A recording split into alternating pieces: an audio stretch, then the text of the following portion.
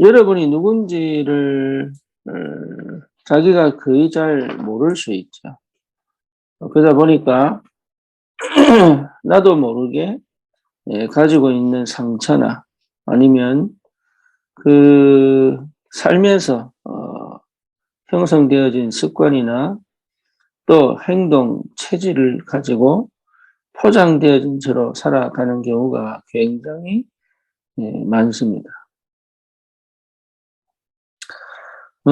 그래서 실제로 우리가 무엇을 하기 전에 내가 누구냐를 찾는 게 굉장히 중요해요. 나는 누구인가? 근데 그것이 학습되어지거나 배워서 확인되는 것이 아니라, 물론 시작은 그렇게 됩니다만, 그렇게 해서 진행되는 게 아니고, 진짜 하나님의 영이 내게 확정하시고, 내 영이 거기에 반응하여 인을 쳐야 돼요. 그렇죠. 하나님의 자녀의 신분과 권세는 그런 겁니다. 그러니까 노력이나 방법을 통해서 얻을 수 있는 게 아니에요. 네, 그거는. 그런데 그것이 정말로 내 것이 맞느냐라고 인정이 되어지고 확인이 되어지려면 나는 늘 그 속에 있어야 돼요. 네, 그 속에 있지 않으면 그게 내 것이 된다는 사실이 그게 그렇게 다가오지 않습니다. 그러니까 내 영혼이 하나님의 것에 반응할 수 있어야 된다. 그 말이에요. 그것을 회복시키기 위하여 우리는 전도하는 겁니다. 원래 인간은 창세기 1장 27절에 하나님의 형상대로 창조되었어요. 그런데 이것이 반응이 일어나려면 내 영이 맞다는 답이 나야 되거든. 근데 내 영이 맞다는 답이 나려면 성령이 친히 역사하셔서 내 영과 부딪혀야 되는 거예요. 네, 그렇죠. 그만큼 영이 둔하면 어떻게 됩니까? 들었는데 안 되는 거예요. 그리고 상처가 많으면 실제로 이 말을 듣고도 믿어지지 않는 거예요.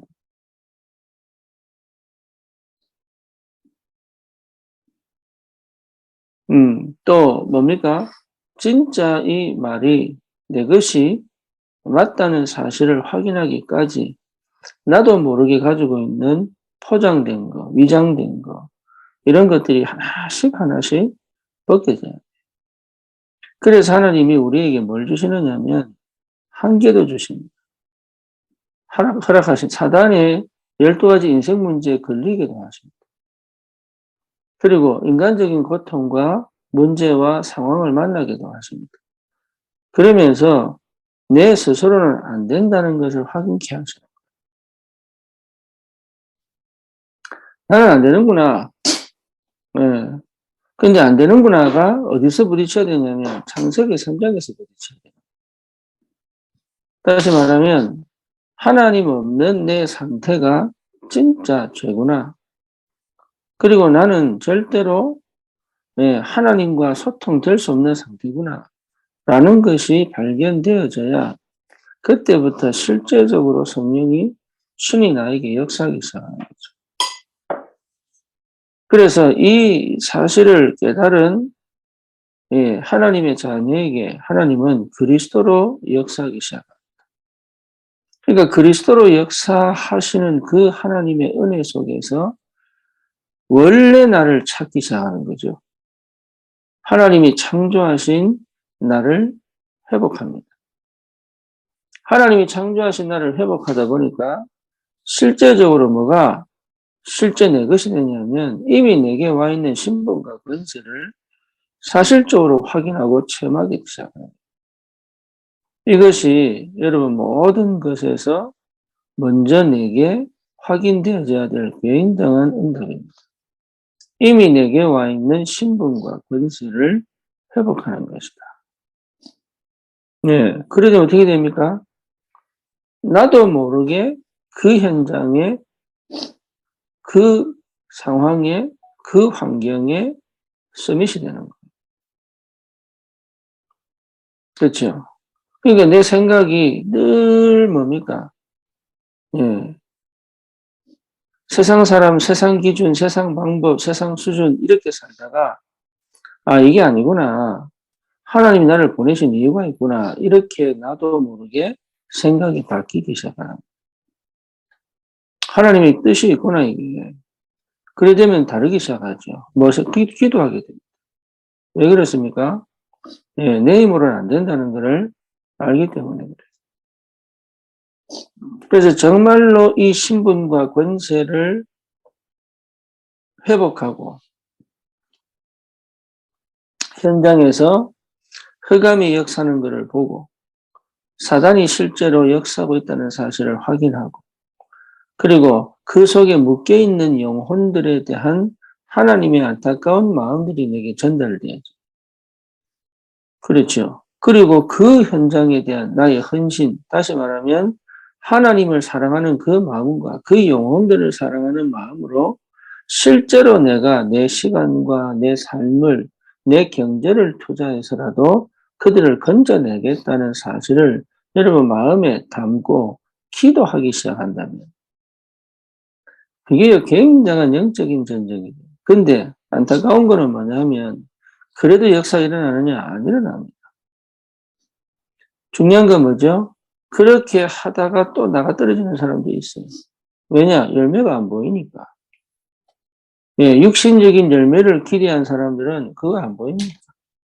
그런데 이게 정말로 주님 사랑하고 내가 구원받은 신분과 권세가 분명하고 그리고 하나님이 나를 사랑하신 것이 확실하고 그것이 정말로 맞다는 답이 난 사람들은 아무도 시키지 않는데 가게 돼 있어요. 왜냐? 그 길 밖에는 그들을 건져낼 이유가 없고 방법이 없어요. 그 길 밖에는 진짜 그들을 빠져나오게 만드는 흑암을 꺾고 그들을 완전한 저주와 재앙에서 건져낼 수 있는 유일한 길은 그거밖에 없기 때문에 가게 되어 있습니다. 그게요, 전도자들입니다. 뭘 많이 하거나 아니면 뭘 많이 갖추어가는 게 아니에요. 내가 받은 응답, 쉽게 말하면 신분과 권세가 분명하다면 그것 가지고 실제적으로 내 삶에 역사하시는 하나님과 동행하면서 그들에게 반드시 주어야 될 생명의 복음을 전달하고 싶은 마음이 그 내 마음 아닙니다. 하나님이 내게 주신 마음에 내가 반응하는 거예요. 그게 일곱 렘넌트요 전도자들입니다. 이런 비밀을 가진 사람들은 이제는 더 이상 내 수준, 세상적인 기준, 세상적인 방법으로 사는 사람들이 아니에요. 그래서 뭐 하느냐? 세계복음화를 지금부터 시작하는 것이다. 지금부터. 지금부터 나는 세계복음화의 방향을 맞추고 가는 것이다. 어느 날 내게 세계복음화 오겠지? 그거는 믿음 아닙니다.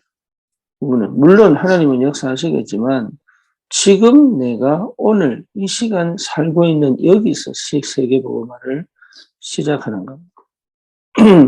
시내산에 하나님이 이스라엘 백성을 모으셨습니다. 그죠? 그거는요, 그날 모여진 게 아니고 하나님의 영원한 계획 속에 오는 일이잖아요. 네, 이스라엘 백성은 430년 노예생활로 있다가 광야 시내산에서 하나님을 뵙는다니까 굉장히 두려운 거예요. 그런데 하나님은 이 시간을 두고 영원한 뭡니까? 하나님의 계획을 끌고 오셨다는 말이에요. 언제부터냐? 창세전부터. 아브라함을 통해서 언약을 전달하신 하나님이 이스라엘 백성이 70명이 들어가서 그들의 삶이 이 애굽의 노예가 될 수밖에 없는 상황을 허락했다는 말은 하나님이 일부러 넣었다. 이 말도 맞지만 이 말이 아니고 그런 상황이 왔음에도 불구하고 하나님은 그들을 통하여 하나님의 뜻을 이루신다 이 말이에요. 다시 말하면 영원히 노예가 되지 않는 하나님의 완전한 계획 속으로 집어넣는 거예요. 그래서 시내산에서 하나님을 만날 때 그들에게 하나님은 처음부터 말씀하셨어요. 뭐죠? 너희는 제사장 나라다. 너희는 거룩한 백성이다. 이거예요. 너희는 원래 제사장 나라야.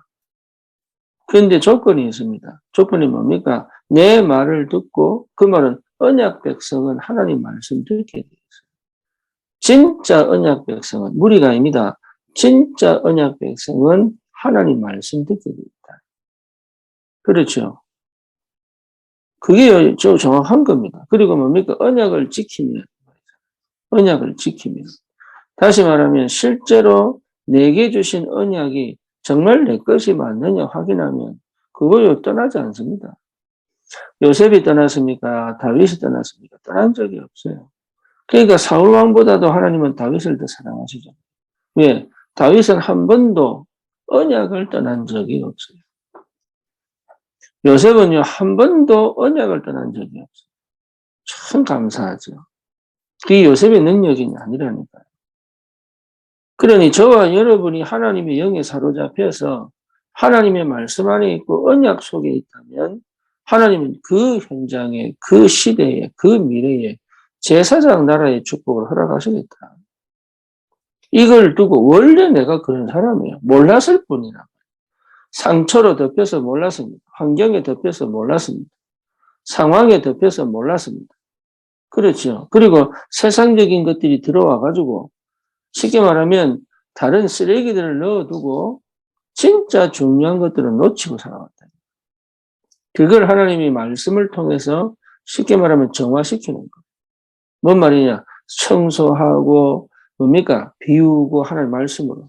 그리고 상처를 싸매고 치유하고 회복시키셔서 원래 나의 상태를 딱 회복시켜 놓은 거예요.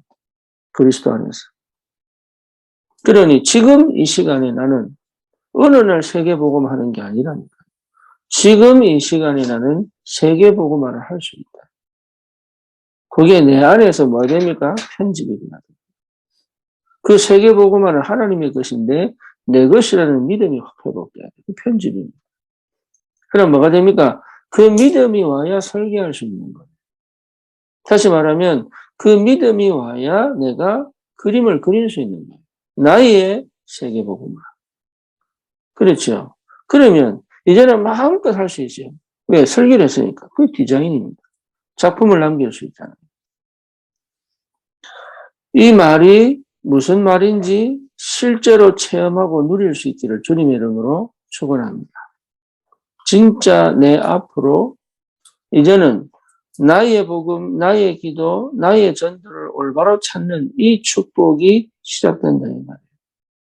우리가 300 청년을 놓고 기도합니다. 여러분 진짜 청년들 많이 영적으로 버려진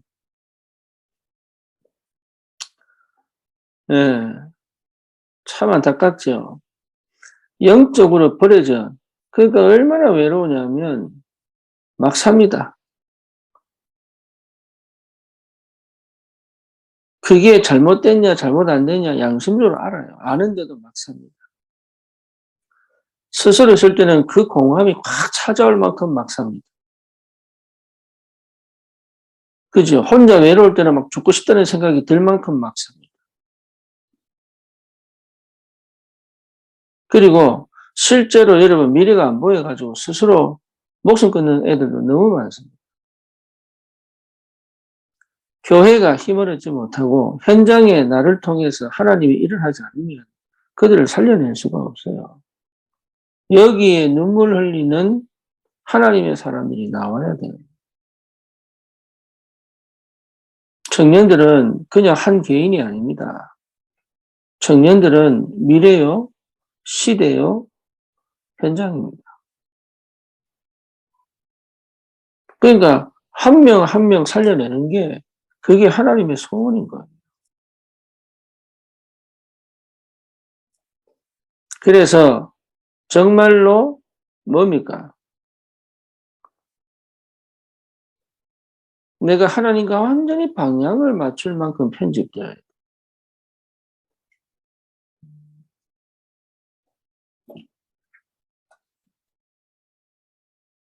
그렇죠. 진짜 내 인생이 하나님과 완전히 방향을 맞추고 하나님의 눈이 내 눈이 되고 하나님의 마음이 내 마음이 되고 하나님의 눈물이 내 눈물이 될 만큼 편집돼야 돼. 그게 여러분 부담으로 느껴지면 사실은 하기 굉장히 어렵죠. 그래서 그 현장에 뭐로 가느냐? 하나님의 사람으로 하나님의 것을 가지고 가는 겁니다. 이런 응답이 있기를 바랍니다. 여러분 진짜 나 중심으로 살면 큰일 납니다. 다 망하자는 소리입니다. 육신 중심으로 살자는 말은 완전히 노예입니다. 네피림의 노예입니다. 바벨탑 사자는 말은요. 이거는 방법이 없다는 얘기예요. 더 이상 길이 안 보인다는 얘기다. 그러니까 완전 사로잡혀 있어요. 그들을 살려낼 하나님의 사람이 필요하다.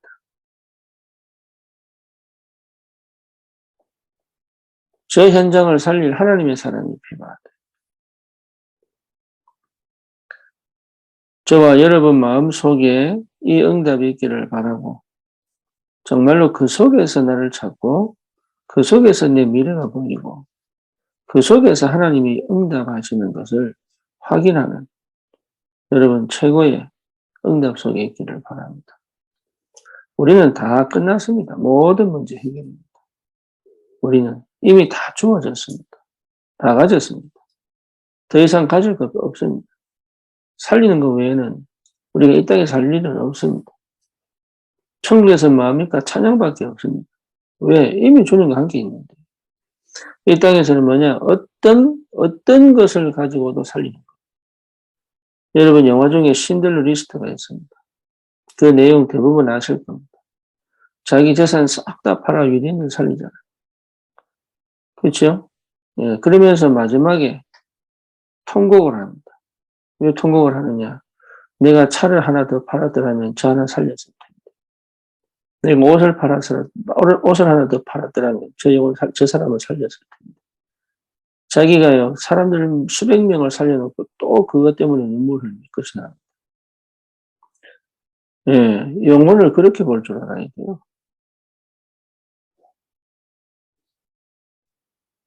그게 하나님의 사람이요. 그게 진짜 구원받은 사람. 그렇게 보이지 않는다면, 여러분, 우리는 진짜, 오늘 이 아침에 우리에게 주신 그 하나님의 마음이 여러분 기도 속에서 실제로 깊이 묵상되어지고 기도되어지는 그런 시간 되기를 바랍니다. 살아계신 하나님, 십자가에서 죽으시면서 모든 문제 해결하시고 부활하셔서 우리와 함께 계시면서 항상 24시 영원히 인도해 가시는 그 그리스도 안에서 하나님 나의 것 또 나의 전도 나의 현장을 발견하고 하나님과 방향을 맞추어 이 한 시대 우리의 남은 인생을 주님 만나는 그날까지 정말로 한 영혼 살려내는 그 현장 전도자로 서게 하여 주시옵소서. 예수 그리스도 이름으로 기도드립니다. 아멘.